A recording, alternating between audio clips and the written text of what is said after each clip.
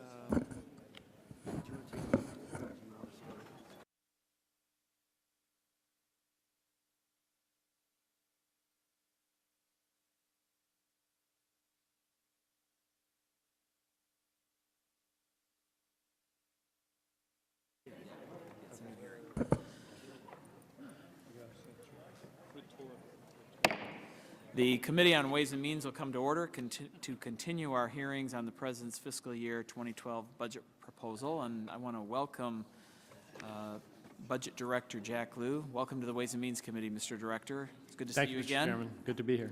And to have you here before the committee. And I'm sure you were hoping that your first budget in this administration was going to be met with great enthusiasm.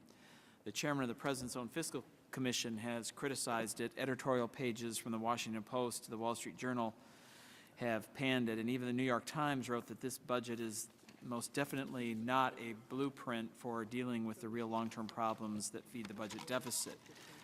And there seems to be a pattern in those comments, and I think with good reason. I think this budget is a missed opportunity. It misses the opportunity to substantially reduce spending so that our private sector can flourish.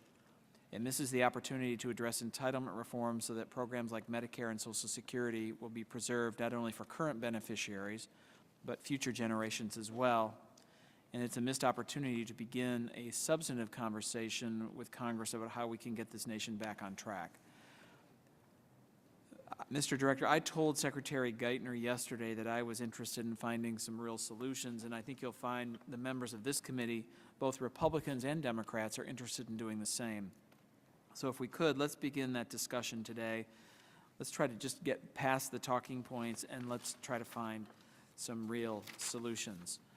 I know the members are eager to hear from you, and I look forward to your testimony, but before we begin, I will now yield to the ranking member, Mr. Levin, for the purposes of an opening statement. Mr. Lew, welcome. I'm sure you'll take advantage of the opportunity. Mr. Rango is going to give our opening statement. Thank you so much, my brother, Mr. Levin, as well as the chairman, and also Mr. Lewin, in the spirit that the chairman has expressed. I do hope that sooner rather than later we'll be able to communicate in a way to see whether we can resolve some of the serious problems that our country is now facing. I welcome you to and look forward to your testimony because we'll have an opportunity to discuss the Republican budget really for the first time. While the President's budget was reviewed by all of the House committees, we in the Ways and Means Committee, we were involved in that process. On the other hand, the budget that has been presented to us by the majority last Friday, we haven't had any hearings, and so we need your help and guidance to see what those differences are. We do know that just saying that you're cutting does not necessarily mean that you're saving. And it's our belief that in the Republicans' budget, because of the severity of the cuts, it will destroy jobs and cause great harm to the American people. Education, health care, decent homes are all a part of a growing economy, a healthy, competitive America, and that's what we're looking for. But when you cut the funds of the Corporation for National Community Service, which has 3 million at-risk children, more than 10,000 preschool students, when you cut programs such as the Harlem School Zone program, which has been a model for the Secretary of Education and throughout the country to show that kids that statistically come from communities that don't succeed, they showed that with the investment, with the proper training, that these kids can actually, almost all of them, go to college. And so the community development block grants to cities that are in severe difficulty financially. This has been something that has been relied on by mayors across the country. And so I'm hoping that in addition to supporting the administration, that you might be able to help us to evaluate the differences between the budget that the majority is offering us, and at the same time show us exactly whether or not these severe cuts would not have a negative impact on our economic growth. And so once again, we hope that we can find some language, some meeting of the mind where we can say we fulfilled our campaign pledges and then get on with what responsible legislators have to do. And I personally want to thank you for your lifelong dedication to working with government. Sometimes it's a hectic opportunity, but at least for us in the Congress, you are able to bring to us experiences with so many different administrations. We look forward to your testimony. And Mr. Levin, I thank you for the opportunity as well as the chairman. Well, thank you. Mr. Liu, you have 5 minutes. Your full written statement will be made part of the record, and welcome to the Ways and Means Committee. We look forward to hearing your oral testimony. Thank you, Mr. Chairman, Ranking Member Levin, Congressman Rangel. It's good to be here. It's good to be back here, and I'm proud to be presenting the President's FY 2012 budget. After emerging from the worst recession in generations, we face another historic challenge. We must demonstrate to the American people that we can live within our means and invest in the future. We need to work our way out of the deficits that are driving up our debt and at the same time make tough choices to out-educate, out-build, and out-innovate our rivals. That's what it's going to take to return to robust economic growth and job creation and to win the future. This is the 7th budget that I've worked on at the Office of Management and Budget, and it's the most difficult. It includes more than $1 trillion in deficit reduction, 2/3 of it from lower spending, and it puts the nation on a path back towards fiscal responsibility. By the middle of the decade, we will be able to pay for our current bills and remain in what's called primary balance for many years after that. This doesn't mean we're debt-free. It means that the government will be in a place where it's paying for all of its current programs. In other words, spending on government programs won't add to our debt. And as any family knows, the crucial first step to start living within your means is to stop using the credit card when you can't pay your bills. This budget in a few years will bring us to that point. But that's not enough. The debt is still there, and it's accumulating interest. And just like a credit card bill, if you don't start paying down the principal, the interest keeps building up. We're going to have to start paying down the debt as well. That's why the President has called this budget a down payment, because we'll still have work to do to pay down the debt and address the long-term fiscal challenges. But it's important that we not gloss over how significant it is to go from historic deficits of more than 10% of GDP to around 3% of GDP, which is where we will be paying for our current government programs. This is the most significant deficit reduction since the end of World War II, and it's a crucial step towards a balanced budget. We're going to have to work together to do that. But we cannot start to pay down the debt until we stop adding to it, and that's what this budget does. Changing the trajectory of our fiscal path is a significant accomplishment, and we're going to need to make tough choices, and I'd like to highlight a few of them. The budget includes a 5-year non-security discretionary spending freeze that will reduce the deficit by over $400 billion over the next decade and bring spending to the lowest level since President Eisenhower sat in the Oval Office. To achieve savings of this magnitude, it's not enough to cut programs that are simply out of date or ineffective or duplicative. We're going to need to make reductions in programs which, but for the fiscal challenges we face, we would not choose to be cutting. Programs like the Low-Income Home Energy Program and the Community Development Block Grant Program. In national security, which we're not freezing, we're also making real cuts. Defense spending for the past 10 years has been growing faster than inflation, and we have it on a path to come down to zero real growth, and then to make the reductions that it takes to accomplish that. This means $78 billion in savings from the Pentagon's budget, and in order to do that, while maintaining our leadership in the world, we're going to have to make the tough decisions, and that means not buying the things that we don't need and the things that we can't afford. If you combine the spending in the defense budget, the base budget, with spending in the area that we call the overseas contingencies operations, that's Afghanistan and Iraq, we're seeing savings because we're bringing our troops home from Iraq, and overall spending on defense is going down 5% from last year's budget. Now, of course, as I think we all know, we're not going to solve this problem, this fiscal problem, with discretionary spending alone. And our budget does deal with mandatory and revenue items, and I'd like to give you a few examples. There's two particular areas where, for the past years, many years, we've been, on a bipartisan basis, making policy decisions that have added to our debt.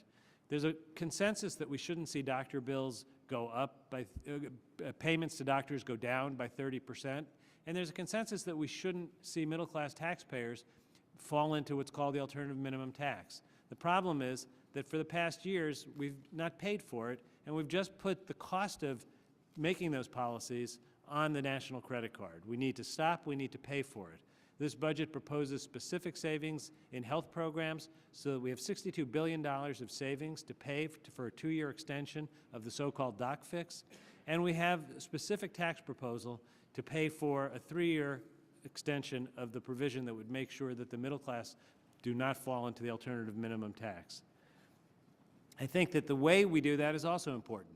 It's been, the provision that we've proposed would say that taxpayers in the highest tax bracket should get no more benefit out of their itemized deductions than taxpayers in the bracket below. It would be a roughly 30% reduction in the value of itemized deductions, and it would bring the value of itemized deductions back to where it was in the Reagan administration. It's consistent with the Fiscal Commission's concept that we should start scaling back on spending on the tax side. Now, these are both down payments to what we need to do to solve the long-term deficit problem. And in the State of the Union and in the budget, the President made clear that we need to work together on dealing with many more areas. But we need to start here, and I think that we need to start here now. I see that my time is out. If I could take another minute, there's a few other things that I would like to mention. Yes. Okay, thank you, Mr. Chairman.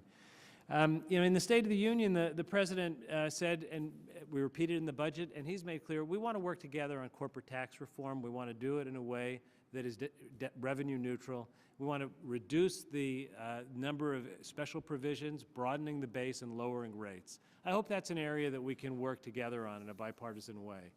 In the area of Social Security, the President said in the State of the Union that while it's not contributing to the deficit in the period of this budget or well beyond that, we would like to work together on a bipartisan basis in order to make sure that we can tell workers today who will be retirees and current retirees that the system is sound.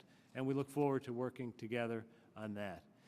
Our budget also includes a number of investments in the future. I won't go into all the detail because I'm conscious of the time limitations, but I think it's important just to summarize them and say that while we're making the difficult cuts, we also have to make sure that we're making the investments so that we are still able to have an educated workforce that can do the work of the future, that we have the scientific innovation to be at the cutting edge, as America always has been, and that we build the infrastructure so that we can have the kind of commerce we need to be successful. We have proposals in our budget that would do that. There are a number of tax proposals as well as spending proposals in that area, and in the course of the testimony, I look forward to discussing that with you some more.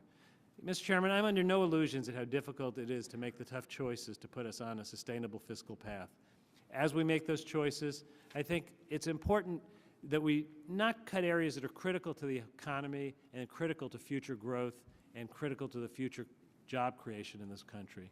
And finally, cutting spending and cutting our deficits requires us to put our political differences to the side and finding the area in the middle where we can work together. I look forward to working with you, and I enjoyed working with you in December. I know we can work together to see how much we can do to get this important work done for the American people.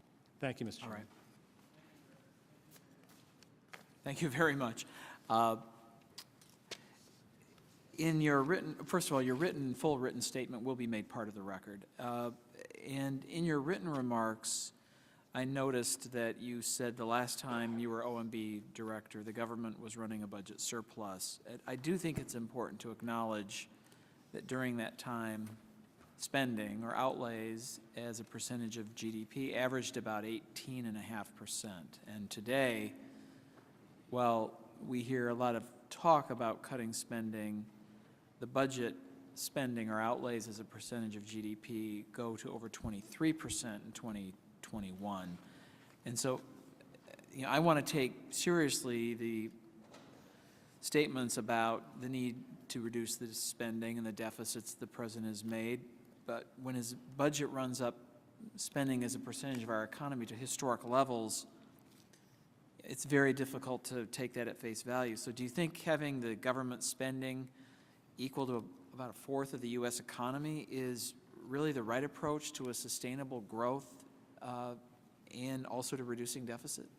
Mr. Chairman, I'm very proud of the work that I did in the 1990s. We worked on a bipartisan basis to balance the budget. And I think it's important to note that when we had a balanced budget, when we ran a surplus, we were also in a period of unprecedented economic growth. The economy was growing much faster than was spending on programs. We've just come through one of the worst economic periods. It required extraordinary expenditures in order to get the economy moving.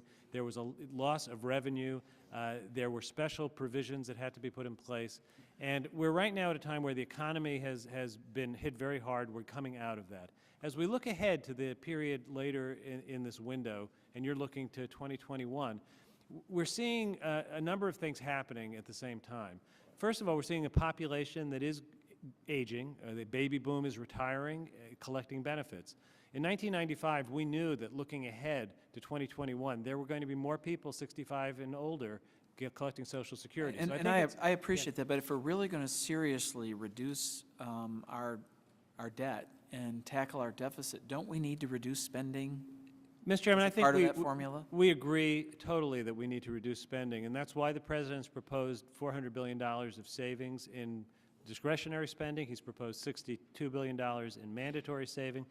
In his budget, he's proposed a lot of spending reductions, and they have real impacts. But so we accept that there has to be the debt levels increase every single year under this budget, reaching 100% of our economy by 2021. So again, that will require successive increases of the statutory debt limit. What additional spending reductions or budget reforms or other reforms can we expect in order to prevent this massive increase in the debt? Well, first of all, this budget would put us in a place in the middle of the decade where our current spending is not causing us to run deficits that increase the debt. The only thing left when we get to the middle of the decade that's increasing deficits in the debt is interest on the debt that's been accumulated already. And we agree that's a problem. I don't think there's going to be an argument between us that we have to start working on getting that down.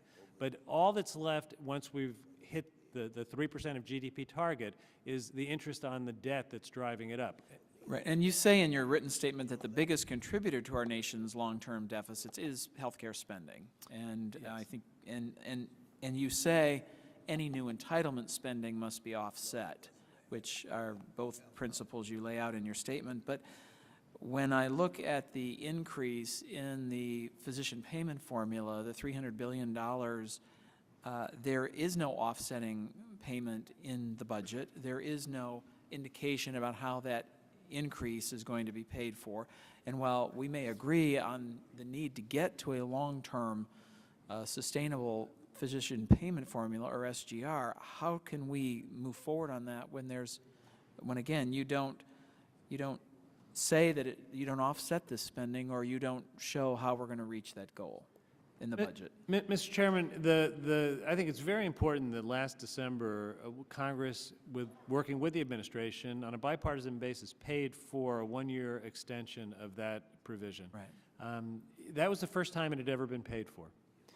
It didn't have to be paid for under the budget rules. It was the right thing to do, and we commend the Congress for doing it. And what we've said in this budget is that we have now put $62 billion of specific offsets down, which will cover the cost of a 2-year extension.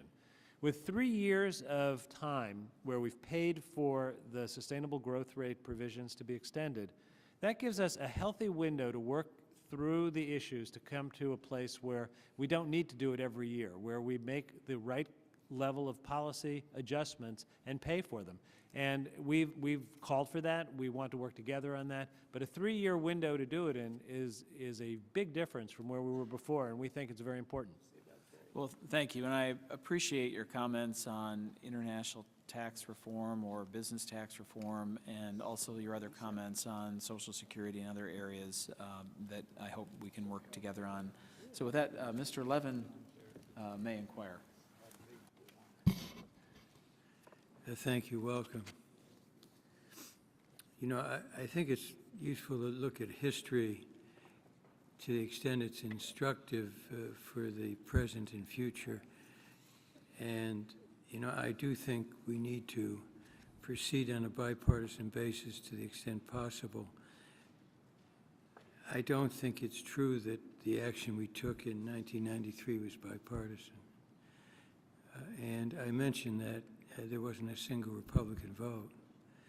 And I mention that because I think if people will remember that, it gives this administration and those of us who were here then some credibility when we talk about deficit reduction.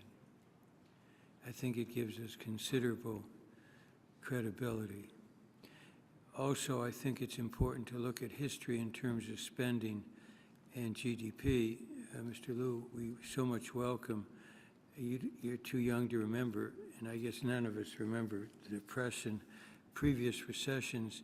Has there been a tendency for spending to go up at times of a depression and a recession? Mr. Levin, it is very much the case that when the economy is weak, spending goes up. It goes up automatically for things like unemployment insurance, and then it goes up when policy is made, as it was, I think, appropriately and correctly made 2 years ago, to take actions to get the economy moving again. And that was considerable, wasn't it? I mean, Yes, it was very considerable. It was hundreds of billions of dollars. let me just ask you, And I might add, it's helped to get the economic growth rate into the positive area. We're seeing economic growth that is several percentage points higher than it would be without having taken that action. And we're seeing unemployment, while still unacceptably high, at a rate that is lower than it would have been by many, many millions of jobs had we not taken action. no, I think it's important for that to be stated by all of you without equivocation. I don't think you have any.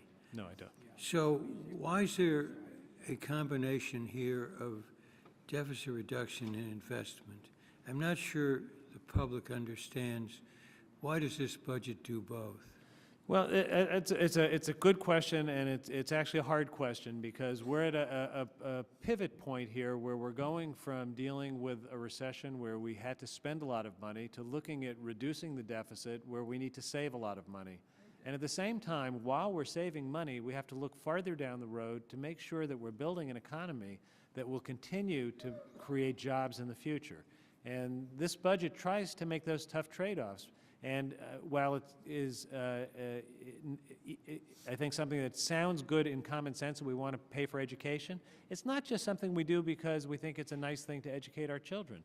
If you talk to the CEOs of technology companies, what they'll tell you is they need more young applicants for jobs who are trained in math and science and engineering.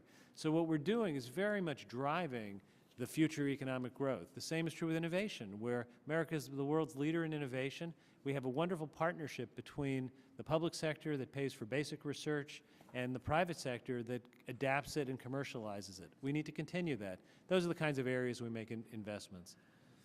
You mentioned education, training. The CR cuts money for training, and we're in this battle to try to continue TAA, which needs to be done this week. Let me just mention community health centers. The CR, I think, cuts at 50%. Is that a good investment? Community health centers have been a good investment.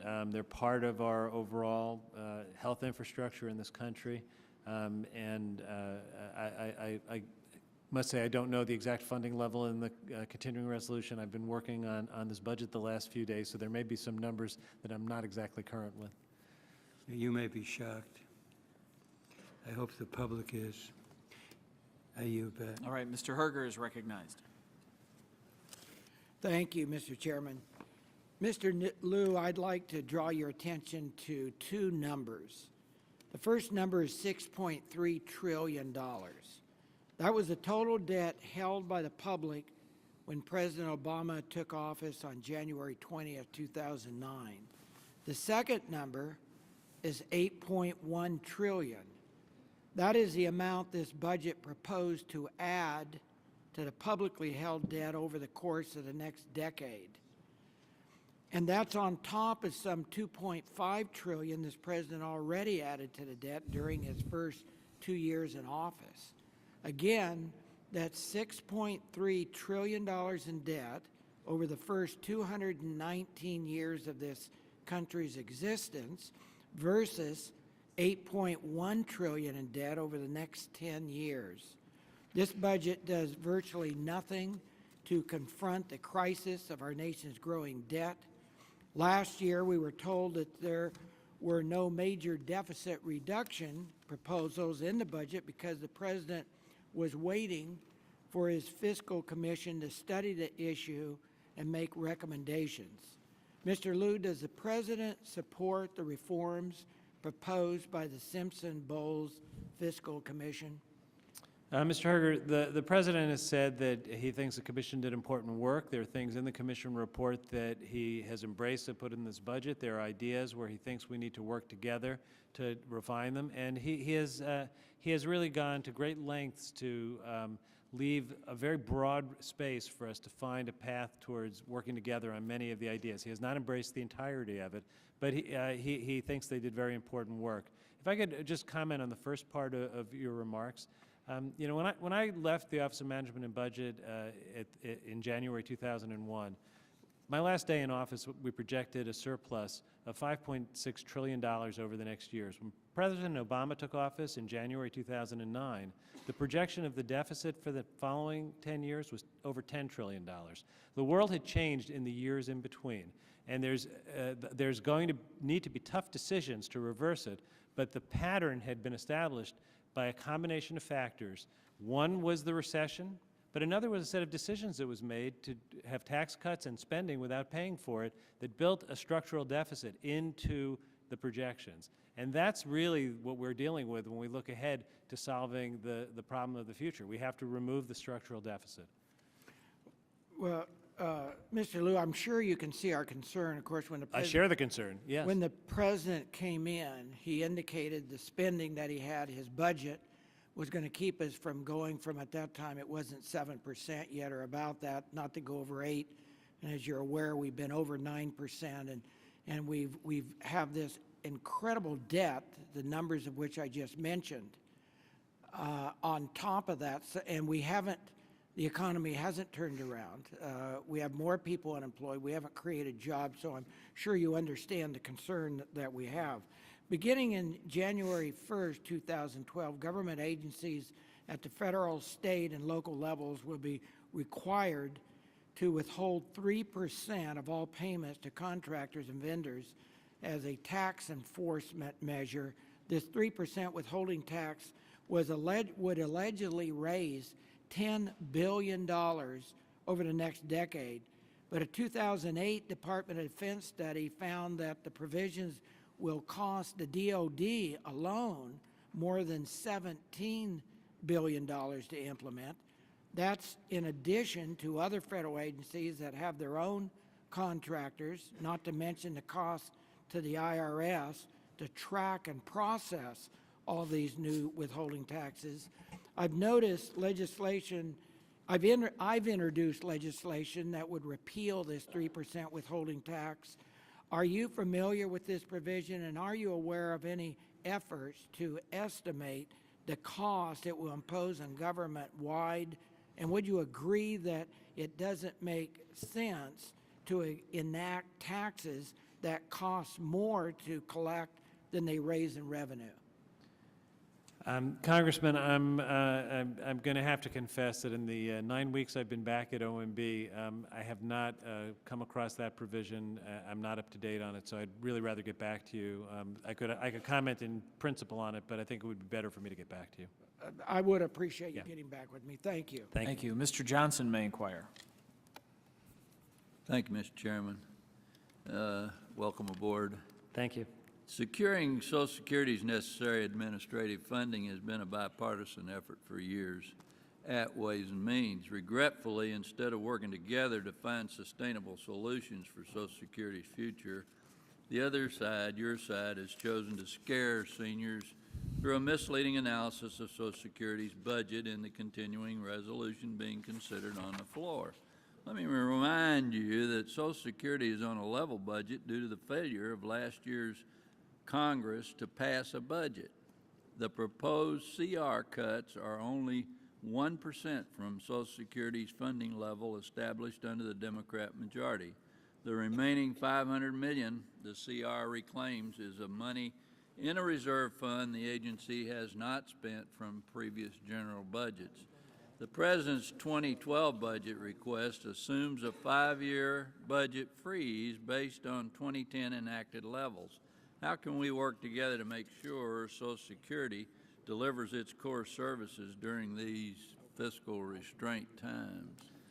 Congressman, I think that it's one of our most important jobs to make sure that we can deliver services that people are entitled to in a way that is both efficient and makes them accessible in a way that is not too burdensome. You know, I think that it's an area where we've made great progress in improving service, and part of that involves people, part of it involves technology. I think that as we look at places where we're going to be needing to make savings, this is not an area where we think savings, or if you look in our budget, we don't make savings in this area because we think we need to maintain, with a growing population applying for benefits, the quality of service. Well, you So need to I'm get the concerned, president yeah. to talk to that issue because he hadn't agreed to fix Social Security, and you know and I know it can be fixed. Do Well, you agree with the argument that the arithmetic in Social Security works? Social Security is fine? That's one of the arguments that's being made. Congressman, I was speaking to the question of the administrative cost. You're talking now about the financing of Social Yeah. Security long-term. You know, I think Social Security is soundly financed till 2037. The trust fund, last report of the trustees said that the trust fund was sound until 2037. I think we do have issues beyond There isn't that. any money in it. You know that. It's all Well, IOUs. I would actually beg to differ. I think that since 1983, when on a bipartisan basis we worked to reform Social Security and to pre-fund Social Security, we have a system where there is a Social Security trust fund that has a surplus and it's invested in U.S. Treasury notes. It's our job to run a fiscal policy so that we can pay those notes back. Well, that's right. We're borrowing from that trust Yeah, fund. and we owe it essentially. to, part of the compact we have with Social Security is we have to be able to pay that back. But Do that's you not- agree with the statement in the President's 2010 budget stated the existence of large trust fund balances, i.e. the IOUs, does not by itself increase the government's ability to pay benefits? You know, that's a paragraph that it doesn't appear in the budget that I sent up because I think it's a little bit misleading. It's something that is true in its technical terms as an economic matter, but there's legal and technical issues related to Social Security. Social Security is an entitlement program. We have payroll taxes that employers and employees both pay into it. There are fund balances that are invested in treasuries. We have never defaulted on paying back Treasury bills. So as a legal matter, there is a right to a benefit and there is funding available. As an economic matter, we can only pay those benefits back if, as a overall government, we're in a fiscal position to do so. So the problem is, are we running our fiscal policy so we can pay our bills? I think it was easier when I sat here with a surplus to say with confidence that we could do it. I understand why the question is asked. But that's not a Social Security question. It's a question of, are we running our fiscal policy correctly? Well, Social Security is broke, and you know it. It's none but pieces of paper out there. And, you know, if we can't pay our other bills and we're in big debt, how do we plan on paying Social Security people Well, who deserve it? But let me add, I believe, and I think you agree, that we can reform Social Security where it exists forever, and I haven't heard the President talk about wanting to do that. Well, no, I totally agree. And the President just yesterday repeated, he wants to work together on a bipartisan basis. We believe we can work together to come up with another 75-year plan to make the kind of commitment that we made in 1983 that says, looking far down the road, Social Security is sound. Beyond 2037, we do have work to do, and we look forward to working together on that. All right. Thank you. Mr. Rangel is recognized. Thank you so much. It's good to be working with you again, Mr. Liu. And the last time we worked closely together is with you and Gene Sperling and President Clinton in terms of empowerment zones, where we attempted to bring in local government, state government, the private sector, and the federal government by having a plan. Understand that soon and very soon that will expire in the budget, President's budget.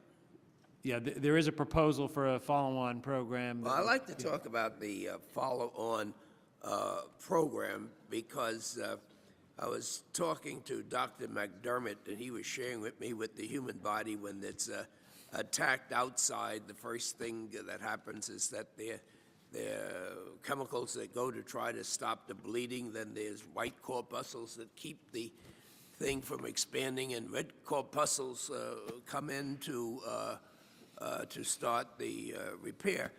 And I would assume that somewhere with budgets, you find out the country's in trouble, that you're able to identify where the highest unemployment is, where there are dropouts, where there's lack of productivity. And just like the body, the weak gets weaker. And it just seems to me that these communities that have all of this economic distress, they didn't cause this economic injury to themselves. And yet, you know, the president says that he had to help the wealthy to enjoy a further tax cut because that was political. But the same token, he can't help it if some of the worthwhile programs are going to be cut back. And I think we all agree, whether it's the president or certainly if it's the Republicans, that these cuts cost jobs. These cuts cause the infliction to grow worse. Do you have anyone on your staff or in the administration that takes a look at our country the way a doctor takes a look at our body to determine how much emergency relief has to be there just to stop the hemorrhage? That was the concept of the empowerment zone, and I do know that you and Dr. Sperling have something that you're thinking about, but once it gets bad in communities like Detroit and Watts and Harlem, it just gets worse. And then when you come in and say you got to lose jobs on top of it, you're in intensive care. Mr. Chairman, when I moved back to New York after the Clinton administration, I started taking the train through Harlem every day to Isn't go that- home. what a I felt a fantastic recovery. huge amount of pride to see the work that we had talked about happening on the streets. And it was one of the things that reminded me that what we do here is really, it's real and it affects people's lives. So I'm glad to hear you. we did a lot of good work. You should take pride in And it. in this budget, you know, what we have is a proposal for something called growth zones. And, you know, what it will be is a competition for 20 areas that would meet the criteria. I'm not sure I can follow quite the medical analogy, but the places where there's need and where we bring together the right assistance and we can make a big difference. Who's in charge of that program? Because we won't have time. I'm happy to follow up with you afterwards, Mr. Rangel. There's a number of people, and we can work with your staff to make sure that we're working closely on it. Well, we need that. We have rural areas. We have so many areas that cannot even compete because they've been trying to get out of the situation. So that you talk about a massive recession close to depression. We've lived through that, and we're still living through it. But you're right.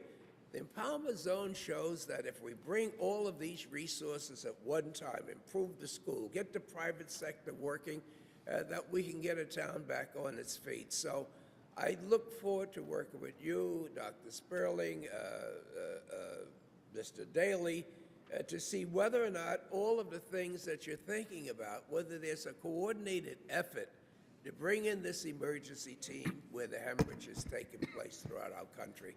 Thank you for your great contribution. Thank you, Mr. Rangel. Thank you. Mr. Davis is recognized. Thank you, Mr. Chairman. Thank you for coming today. I discussed the administration's unemployment insurance proposal with Secretary Geithner yesterday, but wanted to talk with you about it as well. The administration's budget describes the UI proposal as offering, Screwed that up. quote, relief, unquote, to employers. I got the white cell. But according to page 191 of your budget, there's about $9 billion in relief, in quotation marks, through 2013. And then subsequent tax hikes totaling over $52 billion start in 2014. On top of that, the budget proposal also extends the food surtax for 10 years, which yields another $15 billion in revenue. To sum it up, that's $9 billion in short-term relief and $67 billion in higher permanent tax increases over the next 10 years. Do I have that math correct? I followed I can tell you the numbers in the budget are that it's net $43 billion, and if that was the number you used, it's correct. I apologize I didn't write down the number. I think we're dealing with a little bit larger number there, but it seems to me that employers would pay about $58 billion less in unemployment taxes over the next decade if Congress simply ignored that proposal and followed current law. Would you agree with that? In terms of net outlay? If you're looking over the 10-year period, there is an increase in the in the base of salaries that are subject to the unemployment tax after 2014. Thus a tax increase. Yeah, and what it would do is it would restore the wage base in real terms to where it was in 1983 when President Reagan was in office and it was set for the last time. So it's in real terms back to where it was in '83. It was frozen. It hasn't been changed since 1983. So you're giving, okay, so it's short-term relief for a Yeah. long-term permanent tax increase. So it's short-term relief, which is, I think, very important because the state funds are running very low right now. They need to have some headroom to be able to do what they need to do to build their balances back up. So we have a moratorium on increases that would otherwise take effect at the federal level. And afterwards, in 2014, the base would be adjusted so that, as I say, in real terms, it would be back to where it was when it was last set in the Reagan administration. Has any administration in U.S. history, to your knowledge, ever proposed such a large net unemployment insurance tax hike? You know, I actually can't tell you. I haven't gone back historically. I do know that in real terms, it's just calibrating it so that it's back where it was when it was set the last time in 1983. Okay. Just regarding the question, who pays the unemployment insurance? The Secretary was a little bit fuzzy on that, suggested the economy paid for it. Who pays for unemployment insurance? Well, we have unemployment trust funds that are drawn down to pay benefits. Who actually contributes to those, though? The trust funds are funded by payroll tax. Okay. And there are other funds This- coming in as well.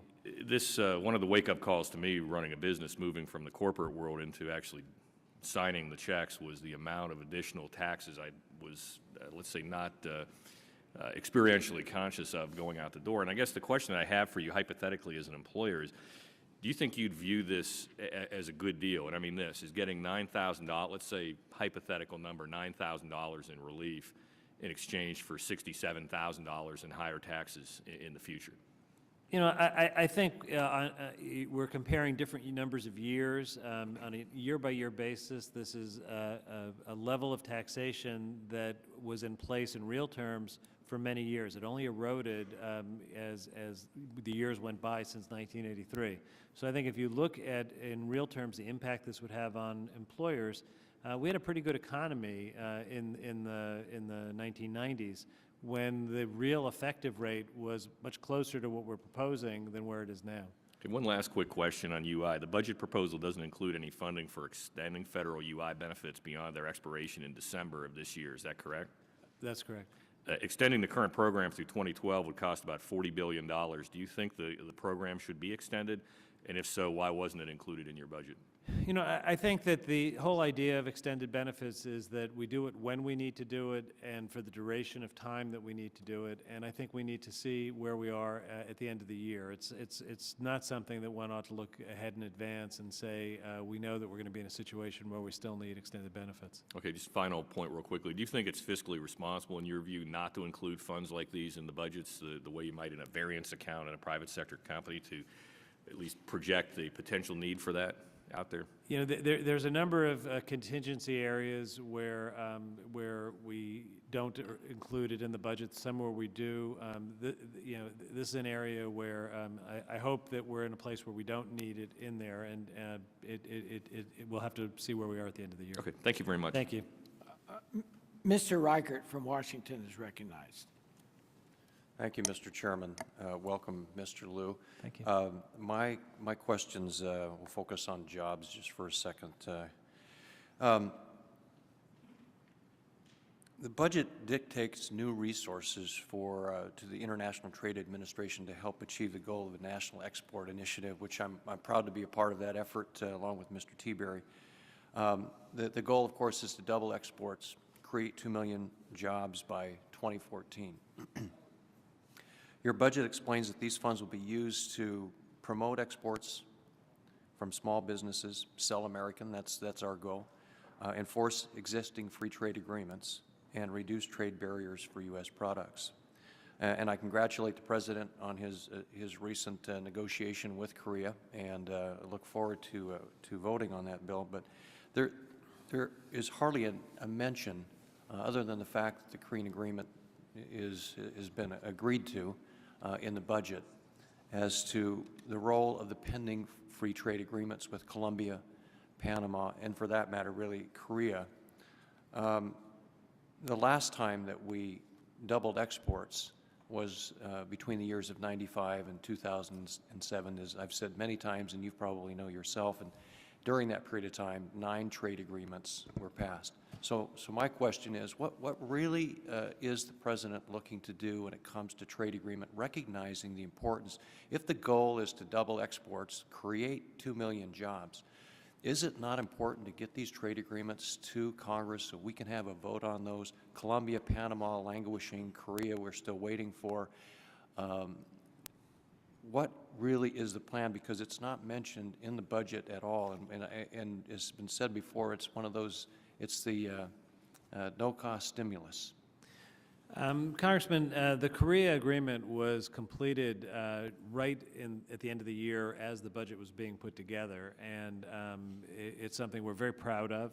We think it's an important piece of work. It shows how working together we can address the serious issues that come up with trade agreements, and to still promote American exports and to make sure that we're competitive in important markets. So I don't think there's any ambiguity about the administration's support for the Korea agreement. I think it's more just a question of timing. We did, we have the funding for the agreement, but the provisions were there. As far as the Colombia and Panama agreements go, I think that the President's been clear that we're continuing to work on them. There are issues there we have to work through, and we're working as hard and as fast as we can to get those completed. Well, I haven't seen any language in any of the budgets presented by the President relating to trade. So this isn't the first time that the language has been omitted from a budget proposal. It's not intrinsically a budget issue, as you know, as you said. It's something that has some implications, and the implications of trade agreements are addressed. We've been very vocal in speaking to the question of the Korea agreement, and would be happy to follow up with you on it. There should be no ambiguity of the administration's position on it. It's a historic agreement that the President has spoken to, and we as an administration have spoken to. Well, we'll be looking forward to voting on those agreements this year. Now to health care. Last week, the director of the Nonpartisan Congressional Budget Office testified before the Budget Committee that the health care law would reduce employment in 2020 by about 800,000 workers. Do you agree with that analysis? You know, I think that as I looked at that analysis last week, what it said to me was that there are a lot of people who are in jobs that they would either be ready to change or retire from if they weren't locked into their jobs because of their health insurance, and that by passing the Affordable Care Act and ending job lock, we've created more flexibility and mobility in the labor market. I'm not persuaded that there's a net job loss, and I'd be happy to pursue it with you further. You don't have a number. If you disagree with this 800,000 loss number, do you have a number that you're looking at that possibly? Yeah, I do not have a number to give you, but we can follow up. Would you agree that there would be job losses? No, I think that the thing that I would agree with is that there will be people who leave jobs, people who couldn't retire because they were going to lose their health benefits. So let me understand. So the Congressional Budget Office says that we're going to lose 800,000 jobs, but you're saying that at least what I'm hearing, that we're not going to lose any. I said I'm not familiar with an analysis that shows that it's loss of jobs because of loss of economic activity, and I'm happy to look at the analysis. Okay. Thank you, Mr. Chairman. Thank you. Mr. Neal's recognized. Thank you very much, Mr. Chairman. Mr. Lieu, as we begin the budget scenario, this is really about, in some measure, preparing for the debt ceiling question that will be before us in the near future. But the debt ceiling question really isn't an argument about just the budget that's in front of us. It's an argument about bills incurred from the past. Isn't that correct? It is not at all about the budget in front of us, because the debt that we have is all the result of past decisions. Okay. Which brings me to the next point. How much money have we borrowed for the war in Iraq?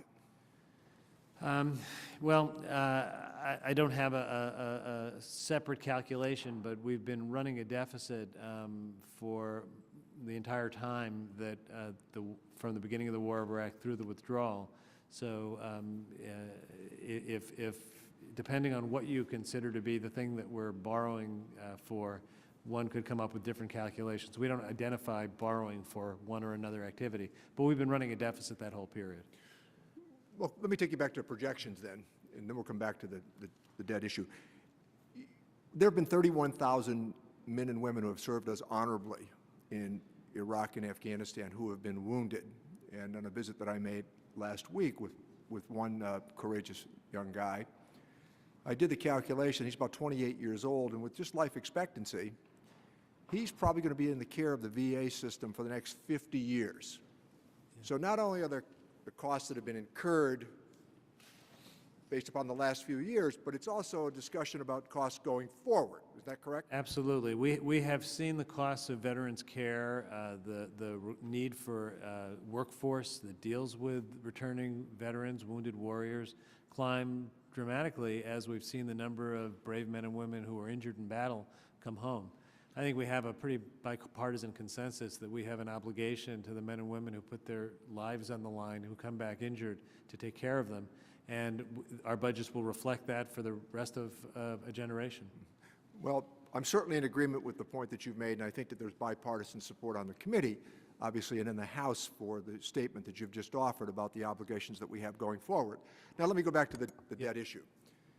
So it's conceivable that some of those who have voted repeatedly for the war in Iraq and then voted for a period of about 7 years out of the 8 to borrow the money for Iraq conceivably would say that they're not prepared to meet the obligations based upon the votes that they've cast? Mr. Neal, I'd rather not speculate on the motives of individual members, but I would just say that we have a national debt that includes hundreds of billions of dollars that we have spent in the last number of years on the war in Iraq and the war in Afghanistan. And we're paying that debt, and the interest on the debt is one of the things that would be paid when the debt limit is raised. Mm-hmm. We don't identify which expense is connected to which dollar of debt, so there's no one-for-one correlation. But conceptually, it's part of the whole. But frequently, the votes that we had on the House floor during those years were called supplemental budgets. Yes, they were. And if it's called a supplemental budget, Mr. Liu, what does that infer? Supplemental appropriation is an appropriation that's outside of the regular cycle. It's funds that weren't requested in the regular budget and were appropriated either after or parallel to, but not part of the regular budget. So is it fair to say, just based upon some of the calculations and the numbers that you've come across in your time recently anyway, that the cost of the war in Iraq is north of $750 billion right now? I think that's pretty close. I mean, I haven't gone back and totaled it up from the beginning, but it's been an expensive undertaking, yes. Okay, and then going forward, one might make the argument, I think, with some accuracy, that because of the obligation we're going to have to those honorable men and women who have served us, that the VA system is going to require a considerable infusion of money for years and years to come, maybe well north of another $1 trillion if it's over that life of that young man's expectancy. Yeah, I'm reluctant to put a specific number on it. I agree in principle it's a large number, and you know, you know, I think the point is the same, even if the number's a little off. You know, I could go back and try and calculate a number, but I don't have a number. Okay, thank you very much, Mr. Liu. Thank you, Mr. Chairman. Thank you. Mr. Brady's recognized. Thank you, Chairman, Mr. Director. Thank you for being here today. Look forward to working with you. Thank you for having me. You know, I don't think this budget adds up either for deficit reduction or for getting the economy moving. I'm concerned about two thoughts. One, last year's budget did talk about the need for increasing U.S. sales abroad through passage of trade agreements with Colombia, Panama, and South Korea.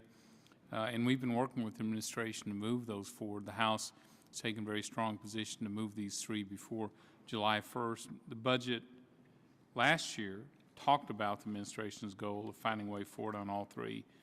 The budget this year is silent on Colombia and Panama. Is there a reason why? Well, in December, as you know, we reached agreement on a very important agreement with South Korea. As we were closing this budget down, we accommodated that as we should in the budget proposal, and we're continuing to work on Colombia and Panama. So, we need to get the Korea Free Trade Agreement ratified as quickly as possible. We need to continue working as quickly as we can to get the others agreed to. Did you put in the budget the passage of all three, the tariff reduction? We put in the budget the one we've reached agreement on. Korea, but not Colombia and Panama? Well, until we have an agreement, I don't believe we ask for funding for it. But you didn't plan for it in your budget? Well, actually, I stand corrected. All three free trade agreements are assumed in the budget in terms of accommodated in the costs.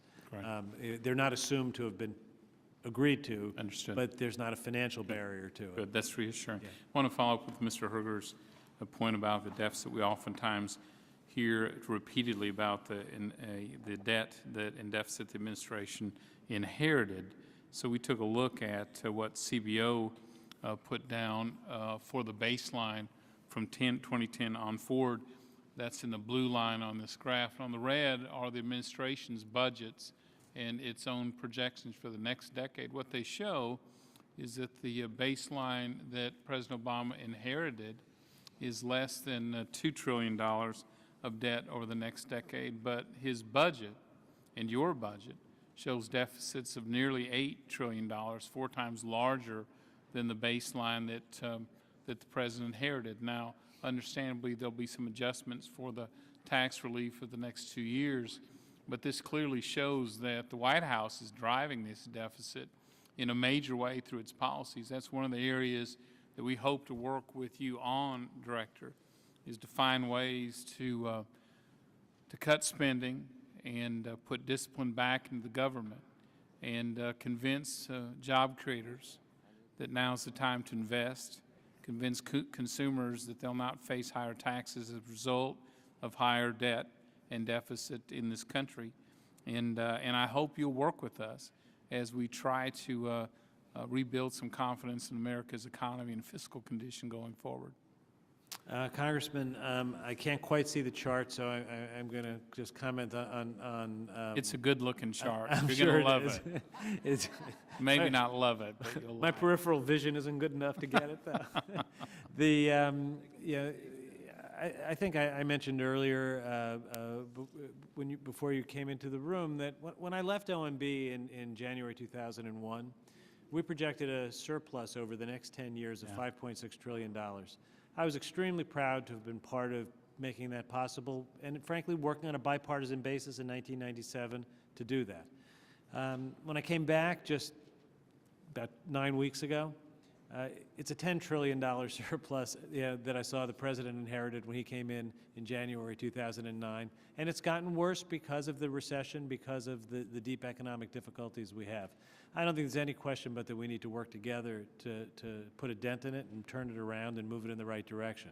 It's going to take a while. It's not, there's a desire, as the President said yesterday, for kind of instant solutions. This is a deep hole that we're in, and some of it was of our own making, some of it was not. The economy took a turn for the worse that I don't think anyone anticipated before the depths of the recession. There may have been things that we could have done differently to prevent it, but it certainly wasn't planned.